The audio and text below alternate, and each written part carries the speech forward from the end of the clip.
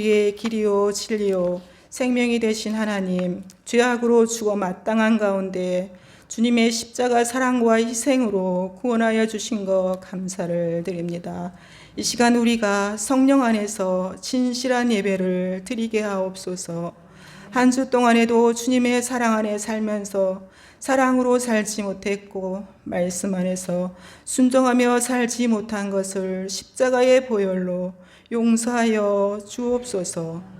5월은 가정의 달입니다. 우리 모든 가정이 믿음으로 하나 되게 하시고 사랑과 화평과 기쁨이 넘치는 가정을 이루게 하옵소서. 이 나라 이 민족을 축복하사 위정자들과 지도자들이 하나님을 두려워함으로 정의와 공의를 따라 정직과 성실함으로 이 나라를 섬기게 하옵소서. 열방에서 선교하시는 선교사님들의 안전을 지켜주시고 피로를 채워주시며 복음을 증거할 때에 100배의 열매를 맺게 하옵소서. 성화교회를 축복하옵소서. 청출어람, 환대와 존대의 예수 공동체로 하나님이 기뻐하시는 교회로 세워져 가게 하옵소서. 각 기관과 교육부를 축복하여 주셔서 말씀을 주야로 묵상하며 기도함으로 시절을 쫓아 열매를 풍성하게 맺게 하옵소서. 특별히 질병으로 치료받는 성도님들을 기억하여 주시고 주의 능력의 오른손으로 안수하여 주시고 치료하여 주셔서 함께 예배하며 성도의 교제를 나누고 기뻐할 수 있게 하옵소서. 모든 치료 과정 가운데 함께하여 주시고 위로하여 주옵소서. 또한 예배를 돕는 찬양대, 방송부, 또한 이름도 빛도 없이 하나님 봉사하는 손길을 축복하여 주시고 믿지 않은 가족과 근동에 이웃들에게 복음을 담대히 전할 수 있는 능력을 주옵소서. 이 시간 말씀을 준비하여 전하여 주시는 목사님, 영육간의 강건함으로 붙들어 주셔서 하나님의 생명의 말씀을 전하실 때에 온 회중이 아멘으로 화답하여 나에게 주신 말씀으로 받게 하옵소서. 이 모든 말씀 언제나 우리와 함께 하시고 도우시며 인도하시는 예수 그리스도의 이름 받들어 기도드립니다. 아멘.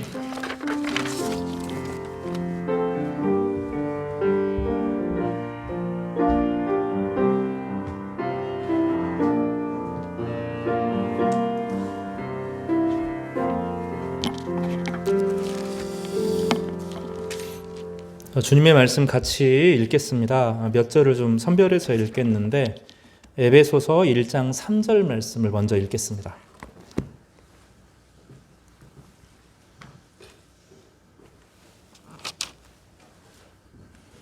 찾으셨으면 우리 한 목소리로 읽도록 하겠습니다. 시작. 찬송하리로다. 하나님 곧 우리 주 예수 그리스도의 아버지께서 그리스도 안에서 하늘에 속한 모든 신령한 복을 우리에게 주시되. 아멘. 1장 23절 말씀도 같이 읽겠습니다. 시작. 교회는 그의 몸이니 만물 안에서 만물을 충만하게 하시는 이의 충만함이니라. 아멘. 2장 22절도 같이 읽겠습니다. 시작. 너희도 성령 안에서 하나님이 거하실 처소가 되기 위하여 그리스도 예수 안에서 함께 지어져 가느니라. 아멘. 하늘에 속한 모든 신령한 복이라는 말씀으로 은혜를 상고하고자 합니다. 저는 지난주 사실은 이제 지지난주죠.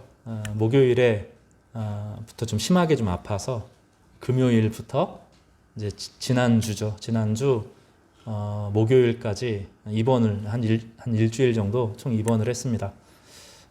이제 임파선, 이제 우리말로는 임파선이라고 부르고 한편으로는 림프절이라고 부르는데 양쪽이 땡땡 부어가지고 지난주 설교할 때 이렇게 부어서 설교했던 기억이 납니다.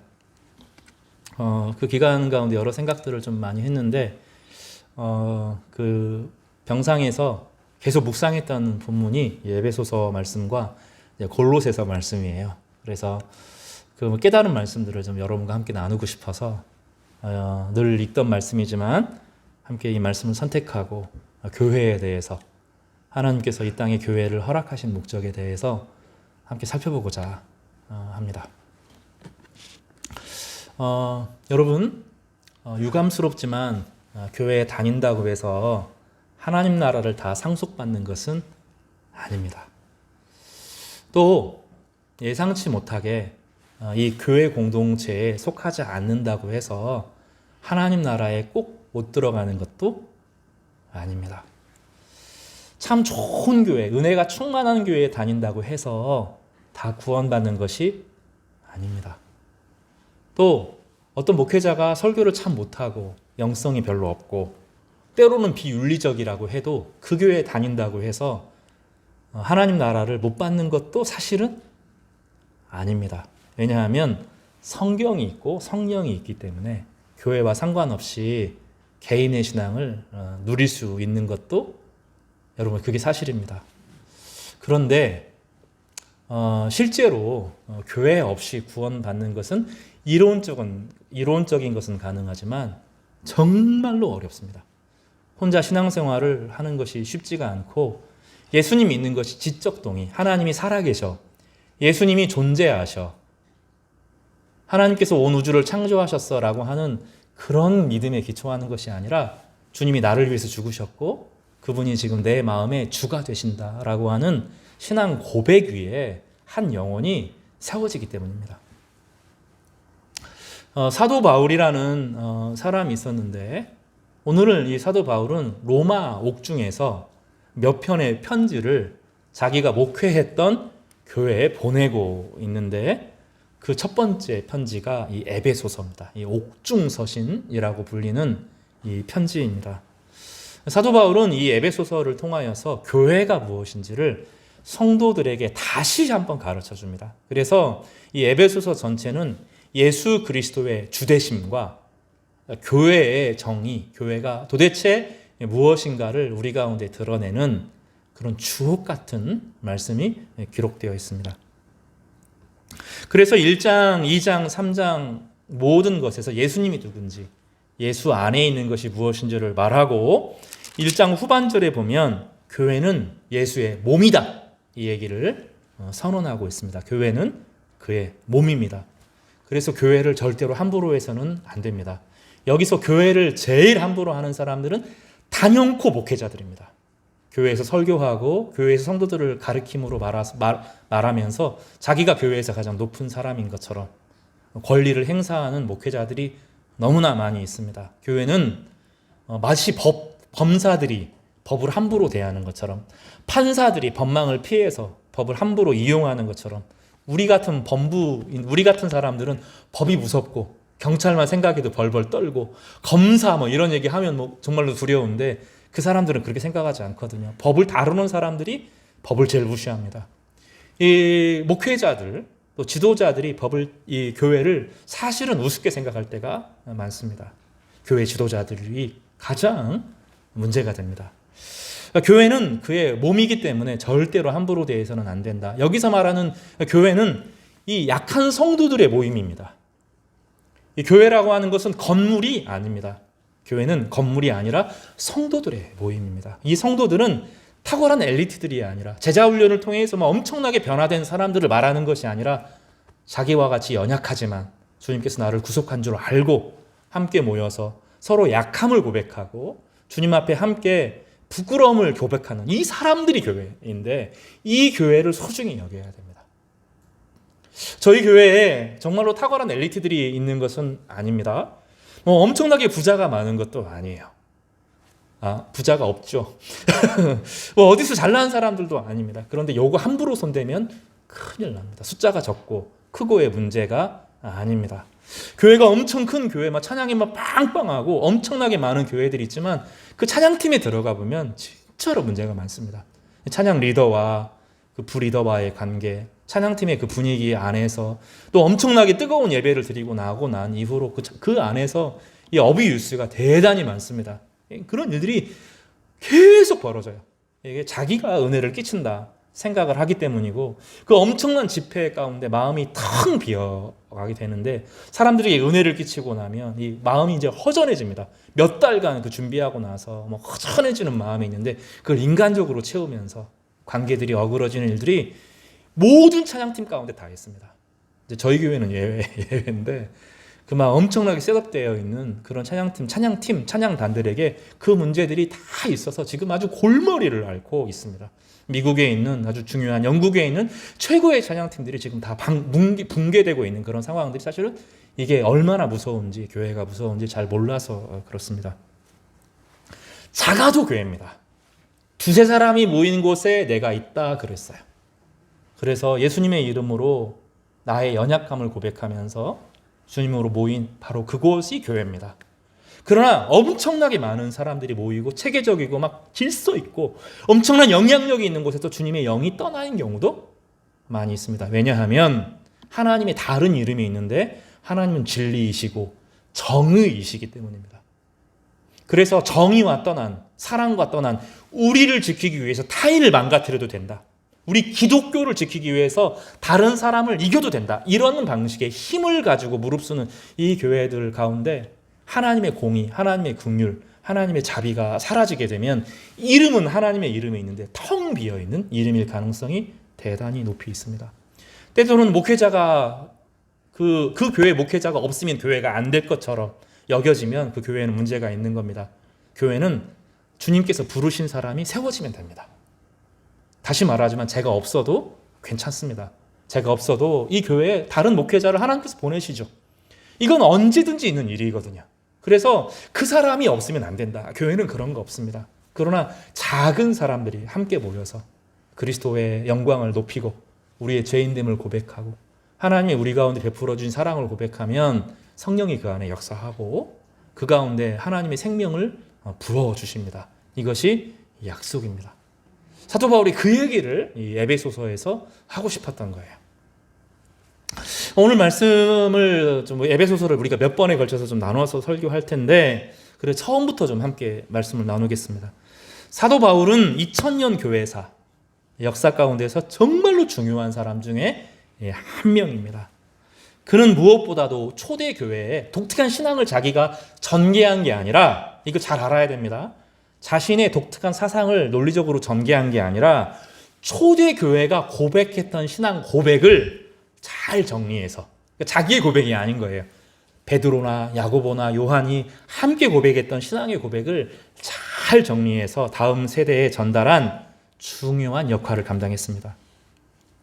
하지만 그의 시작은 교회를 탄압하고 교회에서 세운 최초의 집사 중 한 명인 스데반을 죽이는 결정적인 역할을 합니다. 이제 오늘 매일 성경에서 사도행전 9장을 묵상했는데 8장 후반절에 그 얘기가 나옵니다. 결정적인 역할을 했던 것이 사도 바울입니다. 사울이란 이름, 위대한 이름을 가진 사람이 바로 그 사람이었습니다. 그런데 예수님께서는 사도행전 9장에 그를 따로 부르셨고 그에게 자신의 영광을 보여주었습니다. 그때 사도 바울이, 오늘 이제 아침 묵상을 참고하시면 좋은데, 눈은 뜨고 있는데 세상을 보지 못했어요. 그가 예수님을 경험하고 나서 경험한 것이 바로 그것입니다. 보는데 못 보는 거죠. 온 세상에 예수님의 영광이 가득한데 눈으로 있지만 눈으로 보지 못하고 있는 것이 자신의 모습이었다는 것을 주님께서 가르쳐 주시기 위해서 눈은 뜨고 있지만 세상을 보지 못하도록 그렇게 만드셨습니다. 그는 예수님을 만나고 나서 놀라운 이야기를 듣는데, 사도 바울은 주님을 핍박한 적이 없고 예수님을 핍박한 적이 없는데 스데반의 순교로 인해서 흩어졌던 모든 사람들을 핍박하려고 했을 때 바로 나를 핍박한다. 주님께서 그렇게 말씀하셨어요. 사도 바울은 예수님을 때린 적이 없고 예수님을 핍박한 적이 없는데 주님은 뭐라고 말했냐면 교회를 핍박하는 것이 바로 나를 핍박하는 거다. 그렇게 말씀하셨습니다. 여기서 말하는 교회는 체계적이고 조직적이고 막 그런 교회가 아니라 두세 사람이 모인 작은 교회들을 말합니다.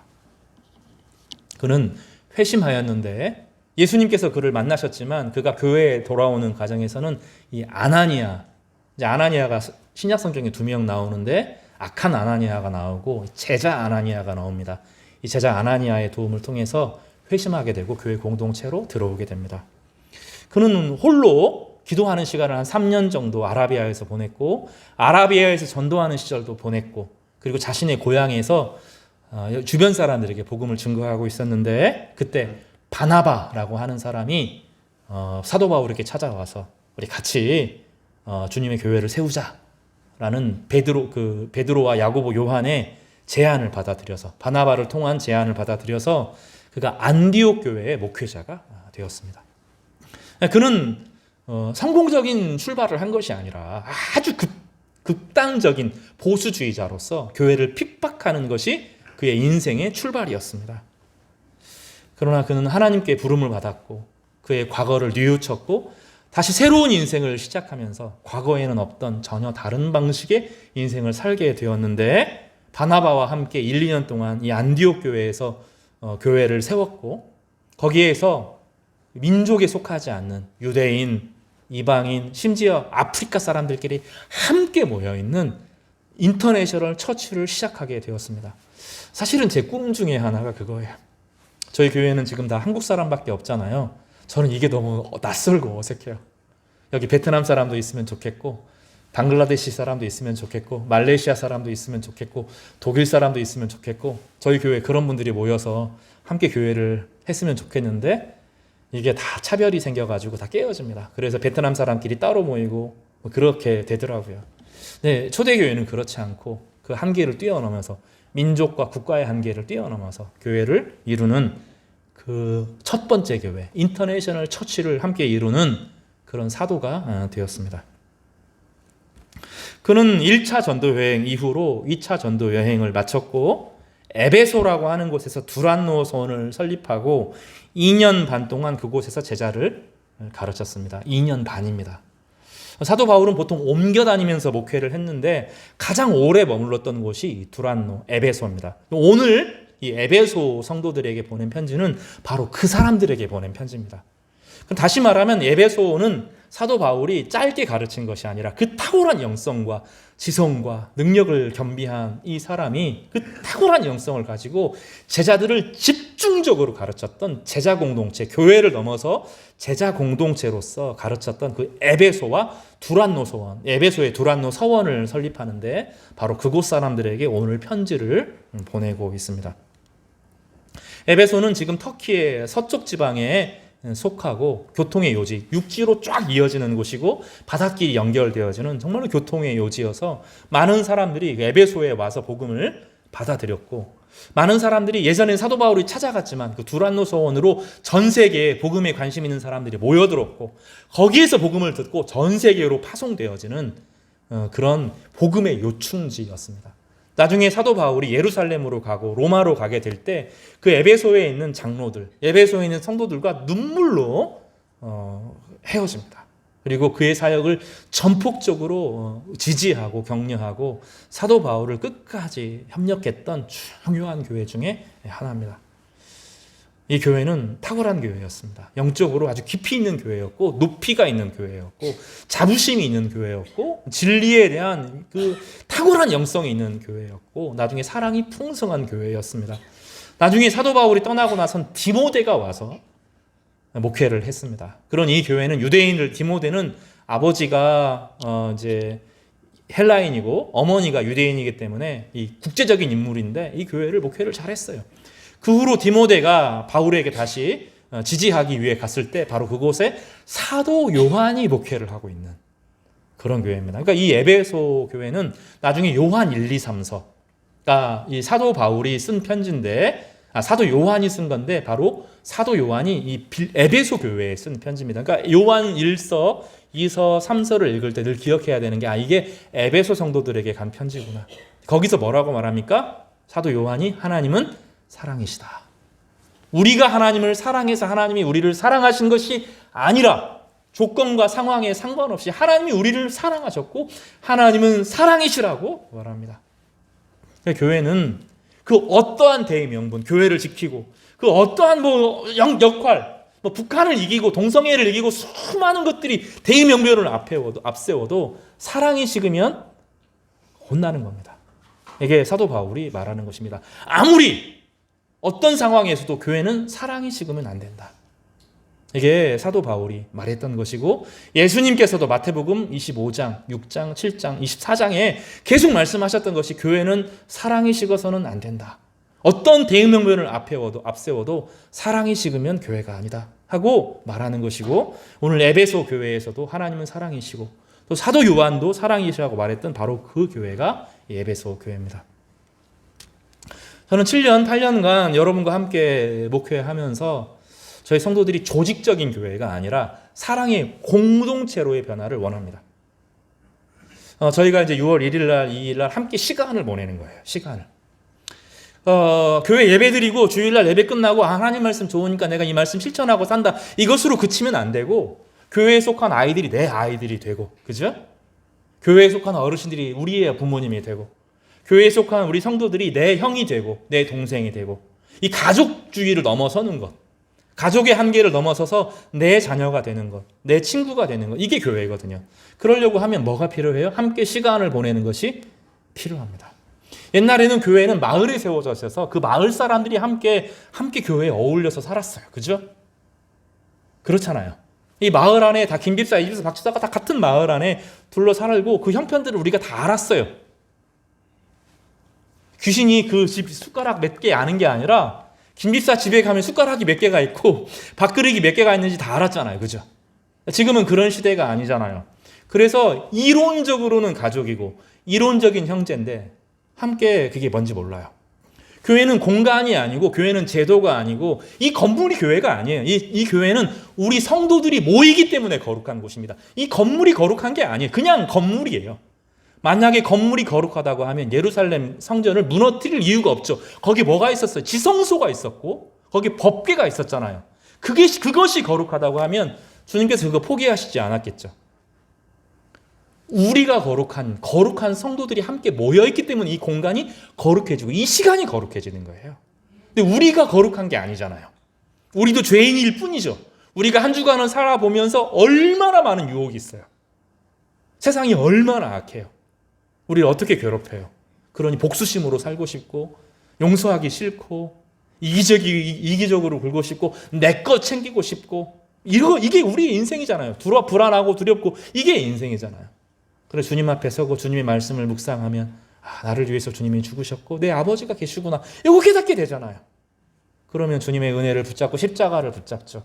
그 사람이 거룩해지는 게 아니라 우리를 거룩하다고 여겨주시잖아요. 주님께서. 이게 복음이잖아요. 그 사람이 완전히 거룩해지고 완전히 정결해지고 깨끗해서가 아니라 하나님 앞에 우리가 어떻게 서요? 아무 자격이 없는데 주님께서 우리를 예수의 피로 정결케 하시고 거룩해 하시고 그 믿음의 고백을 받으셔서 성령을 보내시고 우리를 하나님의 아들로 여겨주시잖아요. 그럼 우리가 그 거룩한 성도들이 이렇게 연약한 죄를 가지고 아픔을 가지고 상처를 가지고 두려움을 가지고 이기적인 마음을 가지고 여기에 모이잖아요. 그럼 성도들은 주님께서 우리를 뭐라고 부르셔요? 내 몸이다 이렇게 부르시잖아요.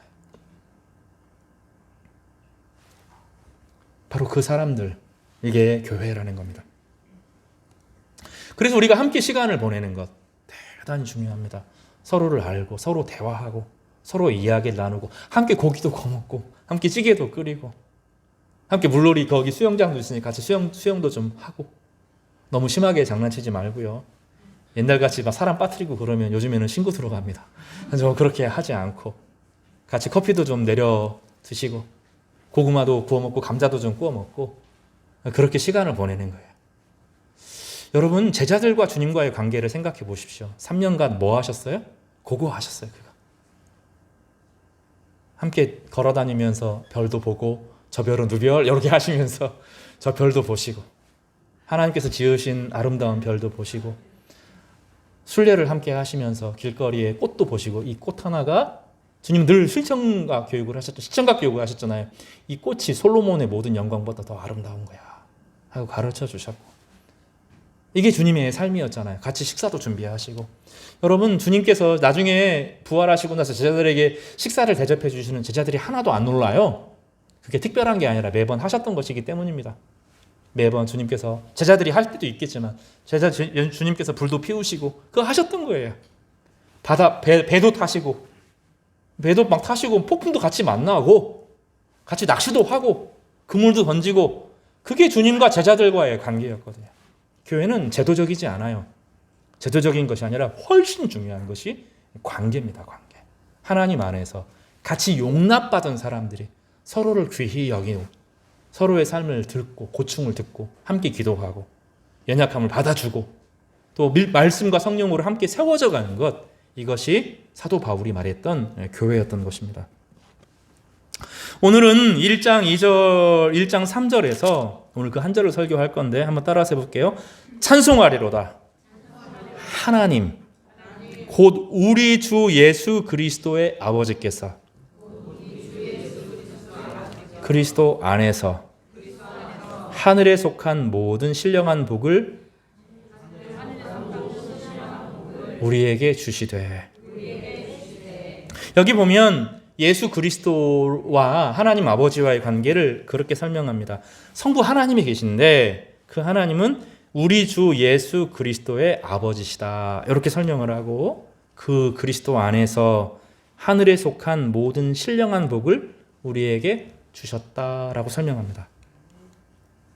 여러분, 기본적으로 교회는 구약의 복을 가지고 갑니다. 영적인 복을 가지고 가죠. 아브라함의 복, 이삭의 복, 우리가 구약 성경을 읽는 이유는 아브라함의 복이 교회를 통해서 우리에게 전수되었고 이삭이 받은 복이 우리에게 전수되었고 야곱이 받은 복이 우리 거기 때문에 그래요. 이 육적인 이스라엘 사람들은 그 복을 발로 찬 거예요. 예수 그리스도를 죽이면서 예수 그리스도를 거부하면서, 지금도 그렇죠. 발로 찬 겁니다. 지금 우리가 그 복을 대신 받고 있어요. 그래서 우리가 아브라함의 복을 읽으면서 남의 이야기로 읽지 않고 하나님께서 우리를 복의 근원 삼으셨다 하는 것을 믿고 읽죠. 내가 믿으면 그게 내게 되는 거죠. 이게 구약 성경의 모든 복이 우리의 것입니다. 그런데 그 복 말고, 그 아브라함에 속한 복, 이삭에 속한 복, 야곱에 속한 복 말고 하늘에 속한 복을 주셨는데, 오늘 본문에 보면 복 하나를 주신 것이 아니라 뭐라고 되어 있어요? 따라서 볼까요? 모든 복. 하늘에 속한 모든 복을 우리에게 주셨다라고 말씀하고 있습니다. 그리고 그것이 사실은 우리가 교회가 되었다라는 것이 그 내용입니다. 본문에 보면 세 가지 복을 이야기하는데, 먼저 찬송하리로다. 하나님 곧 우리 주 예수 그리스도의 아버지께서. 하나님은 누구예요? 성자의 친 아버지가 되십니다. 성부와 성자가 친 아버지시기 때문에 예수님도 하나님이신 거죠.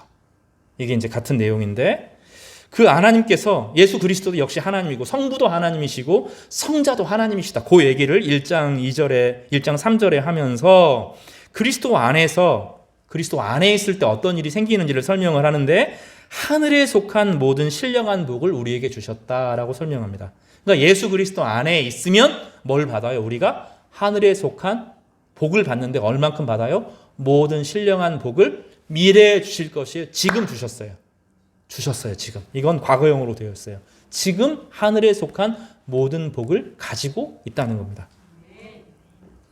그러면 하늘에 속한 복이 무엇인지가 오늘 이제 본문에서 중요한데, 1장 내용에 보면 부활의 복이고 예수 그리스도의 은총의 복이라고 설명을 합니다. 그 하늘에 있는 복을 이야기하기 위해서 우리 에베소 성도들에게 사도 요한도 편지를 썼다고 그랬죠? 사도 요한이 요한일서 2장 15절과 17절에 이렇게 말해요. 이 세상이나 세상에 있는 것들을 사랑하지 말라.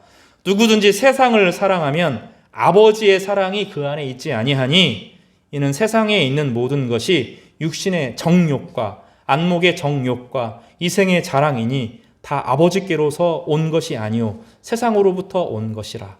이 세상도 그 정욕도 지나가되 오직 하나님의 뜻을 행하는 자는 영원히 거하느니라. 이 땅에 속한 복이 있다는 거예요. 이 땅에 있는 복이 없다는 게 아닙니다. 이 땅을 살아가면서 어떤 사람은 건강의 복을 받아요. 어떤 사람은 조금 더 경제적으로 좀 부유한 복을 받습니다. 어떤 사람은 부모님이 좀 온화해서 어릴 때 그 아이를 잘 돌보는 복을 받기도 해요. 근데 우리 이 시대는 뭐라고 말하죠? 그게 전부라고 이야기해요. 땅에 속한 것이 전부라고 이야기를 하는 시대입니다. 어제 병원에 이제 아내랑 잠깐 갔다 오는데 엘리베이터를 탔는데 저보다 머리가 더 큰, 하나 더 큰, 거의 2m에 육박하는, 얼굴도 잘생겼는데 그 헬스장이 거기 있었나 봐요. 운동을 쫙 해가지고 내가 봐도 막 빛이 나더라고요. 요즘 시대에는 이 외모가 진짜 중요해요. 사람들이 거기 미쳐요. TV에 보면 외모 뛰어난 사람들 막 진짜로 나오는데 피지컬 100 막 이런 거 하면서 외모가 얼마나 중요한지, 건강한 육체, 건강한 정신이 깃드는 것이 맞죠. 그러나 그 건강한 육체만 보죠. 그 사람들이 그 안에 그 사람이 어떤 됨됨이를 가지고 있는지, 그 사람이 어떤 도덕적인 가치를 가지고 살아가는지 관심 없어요. 사람들이 그 외모에 완전히 빠져 있습니다. 지금 그런 시대에 살아갑니다. 뭐 차들도 막 엄청나게 삐까뻔쩍한 차들을 막 타고 다녀요. 여러분 지금 생각해 보세요. 지금 제가 타고 타는 이제 소나타를 벌써 한 지 오래 탔는데, 제가 이 차를 탈 때마다 무슨 생각을 하냐면, 한 20년, 30년 전에는 최고로 좋은 차도 이 차만큼 못했죠. 이해가 안 되세요? 여러분 다시 생각을 해볼게요. 여러분 조선시대 세종대왕이 앉는 화장실이 편하겠어요? 지금 여러분이 있는 비대가 편합니까? 비교가 안 돼요. 비교가 안 돼요.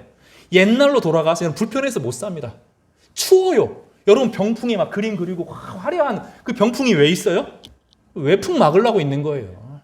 그게 멋있는 게 아니라 저녁에 잠을 못 자요. 외풍이 너무 심해서. 여러분 그럴 필요 없죠. 지금은 옛날에 유리창 2개, 3개 해야 되는데 지금은 장모님 댁 가보니까 유리창 하나만 있는데 외풍이 하나도 없잖아요. 지금은 그런 시대에 우리가 살잖아요. 그렇지 않아요? 근데 우리는 어떻게 느끼죠? 불행해요. 우리는 하나같이 젊은이들이 다 불행하대요. 이것은 절대적인 빈곤이 아니라 상대적으로 남보다 못한 거죠. 남보다. 그리고 남의 외모, 이게 너무너무 큰 거예요. 이 시대에 그렇게 살아요. 이게 지금 제가 희화시켜서 이야기하는 것이 아니라 모든 사람들이 어디에 지금 빠져 있어요? 육체에 빠져 있어요. 그 육체가 어떻게 되는지를 몰라요? 지나가는 것을 몰라요. 흑수저, 금수저 그런 논란이 한참 있을 때가 있어요. 그리스도인들은 어떻게 생각하죠? 우리 부모님이 그렇다 하더라도, 부모님이 나를 사랑해주지 않았다 하더라도, 부모님이 나에게 경제적으로 아무것도 제공하지 못했다 하더라도 내 안에 눈에 보이는 아버지, 지나가는 아버님만 계신 게 아니라 영원한 아버지가 계셔서 나는 그분 아버지에게 그 거룩함을 배웠고, 사랑을 배웠고, 윤리를 배웠고, 도덕을 배웠고, 남에게 베푸는 것을 배웠어. 예수께서 자기를 비워서 사랑하는 법을 배웠어. 이렇게 했다고요. 지금은 불평의 시대죠. 육체 안에 있는 것으로 세상을 다 봐요. 대한민국 불행한 나라에서 태어났대요. 여러분 정말로 그렇지 않아요. 눈에 보이는 게 다가 아니에요. 지금 우리에게 문제는 이 교회가 영성을 완전히 빼앗긴 겁니다. 교회가 세상의 하늘에 속한 복, 하나님의 그 영원한 거룩함, 하나님의 진리, 하나님의 사랑, 하나님의 베품, 하나님의 의로움, 하나님의 선함, 하나님의 공의, 이것들을 내가 가지고 있다고 하는 자부심을 다 잃어버리고 세상에서 어떻게 하면 돈 벌게 해줄까? 교회에 가서 기도하고 뭐 하니까 돈 벌었더라. 하나님이 나에게 복 주셔서 뭐 하게 했더라. 거기도 다 바뀐 거예요. 세상이 다. 그런 시대가 있었어요. 그런 시대가. 한 시대가 있었어요. 제가 요즘에는 그 목사님이 좀 미워요. 우리나라 교회 전체를 그렇게 확 움직였던 3박자 축복, 4박자 축복. 제가 어젠가 설교를 다시, 왜 우리나라가 이렇게 됐을까? 왜 강남에서부터 강남의 신화가 우리나라 전체를, 이 교회를 이 뼛속 깊이 망가뜨렸을까? 교회가 무엇을 잃어버렸을까? 일주일간 제가 그 생각하면서 지냈어요. 잘못 간 거예요, 자기가 잘못 간 거예요. 분명히 잘못 길을 들었어요. 교회 전체가 한 20년간 길을 잘못 들어선 게 맞아요. 교회는 그런 게 아닙니다. 교회는 하나님의 아버지 되심, 하나님의 선함, 어떠한 경우에도 어떠한 불이익에도 우리를 지키기 위해서 남을 죽이는 방식, 이거는 교회가 아니에요. 교회는 그게 아니라 그 사람이 나를 죽여도 내 안에 주님이 주신 사랑이 넘쳐서 나를 비울 줄 아는 것, 이게 교회였잖아요. 초대교회가 그랬고 우리나라 복음이 증거되어질 때 그랬어요. 근데 지금은 너무 두려워해요. 미래가 너무 불안해. 죽을 것 같아. 자녀들의 교육이 너무 불안해. 내 미래가 너무 불안해. 그러니까 꽁꽁 자기 하나 지키는 것에 인생을 다 걸죠. 찬송은 무엇입니까? 나 넘어서 다른 세계가 있다는 거잖아요. 그러니 찬양을 하면서 나를 벗어나죠. 영원하신 하나님이 계시고 천사들이 있고 온 우주가 있고 사랑이 가득한 하나님의 나라가 있다는 것을 우리가 믿음으로 확인하죠. 그래서 이 찬송아리로다라고 하는 사도 바울의 고백을 유념해 보시기 바랍니다. 지금 사도 바울이 어디 있어요? 로마 감옥에 갇혀 있어요. 그 감촉에 갇힘의 찬송아리로다 하는 속에서 막 솟구쳐오는 찬양으로 말하는 거예요.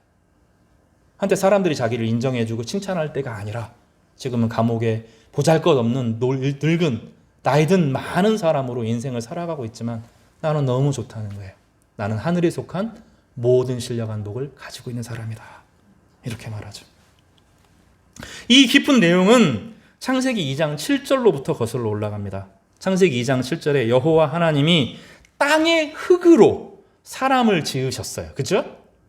그런데 그것이 아니죠. 그게 끝이 아니죠. 따라서 해볼까요? 생기를 그 코에 불어넣으시니 사람이 생명이 된지라.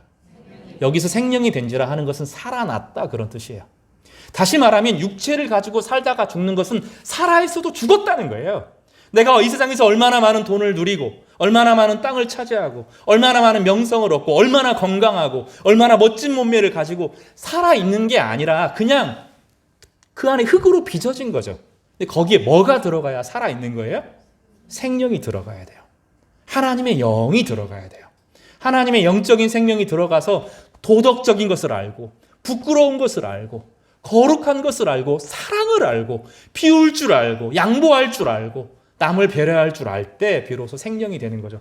우리가 많은 사람들이 착각을 해요. 예수님 믿으니 그 나라가 잘 됐더라. 여러분 미국을 봐라, 유럽을 봐라. 예수님 믿으니 잘 되었더라. 반은 맞고 반은 틀려요. 예수님 믿고 그들이 예수님의 부흥이 일어나고 그들이 어떤 일을 했어요. 그들은 알았어요. 지금 자기 재산이 다가 아니란 걸 알았어요. 자기 가문이 다가 아니란 걸 알았어요. 그래서 수많은 사람들이 자기 자녀들에게 재산을 물려주지 않았어요. 공공 기탁에 기탁하고 고아원을 짓고 병원을 짓고 자기를 비웠어요. 그 시기가 있었어요. 도덕적으로 양보했어요. 자기를 비웠어요. 권리를 주장하지 않고 자기를 비웠어요. 그래서 타인들이 함께 성장할 수 있도록 만들어진 거죠. 그래서 이 자기를 비움에 이타적인 사회가 온 거죠. 그 결과로 그 한 사회가 건강해지고 튼튼해지고 안전해진 거죠. 지금 다 위험해요. 복음을 잃어버리고 생명을 잃어버리니 부자들이 꽉 움켜쥐고 있죠. 전 세계 모든 문제들은 가진 자가 너무 많이 가지는 것에서부터 산출되는 거예요. 겉보기는 아닌 것처럼 보이지만 결국은 큰 문제로 귀결되어져요. 그 농민들이 시위를 하죠. 못 돌아갈 거예요. 사회보장으로 경제로 정치로 이거 못 잡을 거예요. 극단적으로 약해지고 있어요. 기반 전체가. 문제는 무엇이죠? 하나님의 복을 상실하니 땅의 복이 전부인 줄 아는 거예요. 땅이 전부인 줄 알아요. 땅이 전부인 줄 아니, 땅의 삶이 전부인 줄 아니, 그 땅에서 안전하게 살고 자기 자녀들에게 안전한 것을 물려주기 위해서 악착같이 움켜쥐고 사는 거죠. 그것이 이 세상을 악하게 만든 것입니다. 그러나 창세기 1장 26절과 28절에는 하나님께서 명확하게 말씀하십니다. 하나님이 이르시되 우리의 형상을 따라 우리의 모양대로 우리가 사람을 만들고 그로 바다의 물고기와 하늘의 새와 가축과 온 땅과 땅에 기는 모든 것을 다스리게 하자 하시고 하나님이 자기 형상, 하나님의 형상대로 사람을 창조하시되 남자와 여자를 창조하셨다라고 말해요. 인간은 하나님의 형상이 생기로 불어넣지 않으면 그냥 흙이에요. 흙. 그러니 흙이니 흙에 속한 것이 전부인 줄 알고 흙에 속한 모든 것을 누리고 살아가는 것의 인생 전체를 거는 두려움과 불안한 존재로 살아가는 것입니다. 창세기 6장 5절과 6절에 보면 여호와께서 사람의 죄악이 세상에 가득함과 그의 마음으로 생각하는 모든 계획이 악할 뿐임을 보시고 땅 위에 사람 지으셨음을 한탄하사 마음에 근심하시고 성령이 떠납니다. 성령이 떠나니 사람이 육체가 되었습니다. 이게 창세기의 선언입니다. 하늘과 땅이 분리가 되었고 예전에는 하나였던 땅이 인간에게서 하나님의 영이 떠남으로 분리가 되었습니다. 그런데 예수께서 이 땅에 오셔서 하늘과 땅을 연결하시고 하늘에 속한 모든 것을 교회를 통해서 흘려보내시기를 원하시는 거죠. 그래서 빌립보서 2장 7절에서 11절을 이렇게 말합니다. 오히려 자기를 비워 종의 형체를 가지사 사람들과 같이 되셨고 사람의 모양으로 나타나사 자기를 낮추시고 죽기까지 복종하셨으니 곧 십자가에 죽으심이라. 이러므로 하나님이 그를 지극히 높여 모든 이름 위에 뛰어난 이름을 주사 여기 10절을 보세요. 하늘에 있는 것들과 하늘에 있는 자들과 땅에 있는 자들과 땅 아래에 있는 자들로 모든 무릎을 예수의 이름에 꿇게 하시고 예수님께서 하늘의 왕이 되셔서 온 세상의 통치자가 되셨다 하는 것이 빌립보 2장입니다. 다시 말하면 하늘과 땅이 누구를 통해서 연결됩니까? 예수 그리스도를 통해서 연결됩니다. 그리고 하늘에 속한 모든 것이 예수, 그래서 빌립보서에서 계속 그 얘기하는 거예요. 에베소서에서 계속 이야기하는 거예요. 예수 안에서 하늘과 땅이 연결된다. 그리고 교회는 그의 몸으로 작용하면서 하늘에 속한 모든 것을 땅에 가져오는 그런 역할을 한다는 거예요. 여러분, 제가 베트남에 가면 베트남에 뭘 갖고 가요? 여권을 가지고 가죠. 베트남의 법을 지키겠지만 저는 기본적으로 어디에 속한 사람이에요? 베트남에 있지만 어디에 있어요? 대한민국 사람이죠. 제가 어려움이 빠지면 누구에게 전화하면 돼요? 별로 도움이 안 된다 그래요. 베트남에 있는 한국 사람들에게 전화를 하겠죠. 지인들에게. 실제로 그렇지만 누가 도와줘요? 내 뒤에 누가 있어요? 베트남이 아니라 누가 있어요? 대한민국이 있는 거죠. 저는 잘 모르겠는데 미국 사람은 좀 여행할 때 다르더라고요. 미국 사람들은 겸손하게 절대로 여행 안 합니다. 뻣뻣하게 여행하죠. 뒤에 누가 있어요? 누가 있어요? 미국이 있어요. 미군들은 좀 다르죠?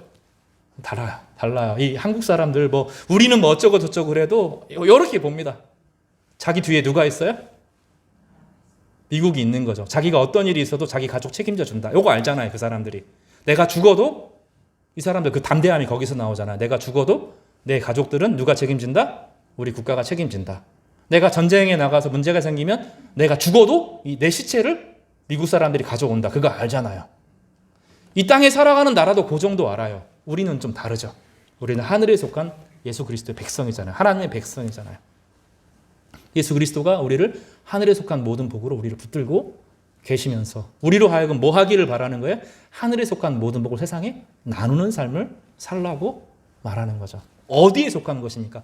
공의는 이 땅에 속한 게 아니에요. 헌법이 공의를 지켜주지 못합니다. 이익을 지켜주는, 어떤 이익을 지켜주는 거예요. 법이라고 하는 것은 정의에 이르는 것이 아니라 이해의 충돌을 좀 막아주는 게 법이에요. 법이 완전하지 않습니다. 법은 완전하지 않아요.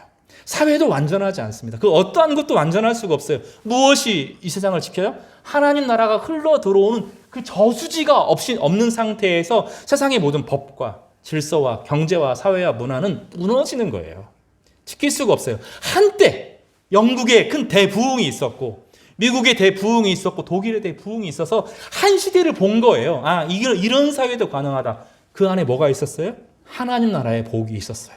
지금은 다 상실했어요. 영국도 상실했고 미국도 상실했습니다. 지금 그 흔적이 어디에 남아있어요? 교회에만 남아있어요. 이 땅의 교회가 저는 아직 기회가 있다고 믿어요. 하늘에 속한 신령한 복. 그래서 우리가 늘 기도할 때 무엇을 꿈꿔야 돼요? 하나님의 형상을 회복하는 것. 예수 안에서 하나님의 형상을 회복하는 것을 통해서 하늘의 복을 받아요. 하나님의 백성으로 살아갑니다. 그래서 에베소서 전체에서 계속 말하는 것이 너희들은 이 땅에 속해 있지만 하늘에 있는 시민권을 가지고 살아가고 있다는 거예요. 따라서 해볼까요? 나는 하늘의 시민권을 가지고 있다. 그래서 어디에 가든 내가 베트남에 가든 일본에 가든 대한민국 사람으로 살아가는 것처럼 이 땅을 살아가지만 나는 어디에 속했어요? 예수 그리스도 안에 속한 하늘의 백성이다. 이걸 알아요. 그래서 이 땅을 살아가지만 어느 질서를 가지고 살아요? 하늘의 질서를 살아가지고 살아요. 그 내용이 무엇입니까? 사랑이라는 거예요. 사랑. 그래서 늘 기억해야 됩니다. 세 번째 또 같은 설교를 하는데 우리 안에 사랑이 식어지면 문제다. 내 안에 하늘이 단절되어 있다. 내가 이기적이고 두려움에 빠지는 것은 내 안에 뭐가 없다? 사랑이 식어져서 그렇다. 세상에 두려운 이유는 사랑이 식어졌기 때문입니다. 그러나 에베소서는 다시 우리 가운데 말합니다. 우리에게 하늘에 속한 모든 신령한 복이 주어져 있다. 신령한 복을 다음 주에 좀 나누도록 하겠습니다. 이 땅을 살아가는 동안에 예수님께서는 우리에게 하나의 본을 가르쳐 주셨습니다. 자기를 비우면 하나님이 채우신다라는 거예요. 예수님께서 빌립보서 2장 7절에서 11절까지 자기를 비워 종의 형체를 가지사 사람들과 같이 되었을 때, 사람의 모양으로 나타나기를 결단하셨을 때, 하나님의 뜻에 순종하셔서 하나님의 사랑의 법에 순종하시기로 작정하셔서 십자가에서 사랑으로 돌아가셨을 때 하나님이 그를 지극히 높여 모든 이름 위에 뛰어난 이름을 주셨고, 하늘에 있는 자들과 땅에 있는 자들과 땅 아래에 있는 자들로 모든 무릎을 예수의 이름에 꿇게 하셨다. 그리스도인들에게 가르쳐준 복이 바로 그것입니다. 내가 높아지고 내가 주장하려고 하고 내가 모든 것을 차지하려고 하면 하늘의 복이 싹 빠져나간다는 거예요. 그러나 우리가 하나님 앞에 예수 그리스도를 따라가는 삶을 살아가게 되면 주님이 얼굴빛으로 우리 가운데 비춰주셔서 우리 가운데 마음의 평강을 주신다는 거예요. 마음의 평강을 주시고 하나님의 재원을 주시고 하나님의 기회를 주 세상을 섬기고 사랑할 수 있는 능력과 조건을 그때 허락하신다는 거예요. 이것을 혼동하면 안 된다고 말합니다. 그래서 오늘 이 본문을 말씀을 늘 기억해야 됩니다. 내 안에 찬송이 식으면 지금 나만 바라보고 있다. 내 안으로 들어가고 있다. 뉴 에이지라는 음악이 있습니다. 음악을 들으면 자연 음악이기 때문에 마음이 평안해집니다. 그런데 기독교 음악은 그게 나쁘다는 게 아니라 거기에 멈춰 있지 않고 내 안에 내 마음 상태보다 내 마음의 평강보다 훨씬 큰 하나님의 영광을 바라보는 것이 기독교 찬양이고 기독교 예배입니다. 그래서 우리가 나보다 높으신 하나님을 경배하고 찬양할 때 세상의 모든 절대적인 것이라고 생각했던 그 사람, 그 돈, 그 기회, 이것이 절대적이지 않고 하나님이 새로운 만남과 새로운 기회와 새로운 기회들을 주신다는 것을 알게 되는 거예요. 그래서 내가 붙들고 있는 모든 것들이 우상에 불과하고 투영에 불과하고 하나님이 나의 주가 되신다는 것을 고백하게 될 때 모든 것이 다시 새로운 질서 안에 들어오는 것입니다. 그래서 오늘 두 가지를 기억합시다. 따라서 해볼까요? 찬송하리로다. 한 주간 동안에 여러분 주님을 찬양하시기를 바랍니다. 내 마음과 상황에 매이지 않고 그것보다 훨씬 크신 하나님의 주권을 고백하는 우리 시간 되시기를 바랍니다. 두 번째로는 하늘에 속한 복이 있다. 나는 하나님의 백성이다. 기억하시는 통금 되시기를 바랍니다. 이 땅의 질서, 땅의 질서에 머무르는 것이 아니라 하늘의 질서를 누리면서 하늘의 복을 나누시는 여러분 안에 있어요. 다. 하늘의 복을 나누시는 우리 귀한 통금 되시기를 주님의 이름으로 축복합니다.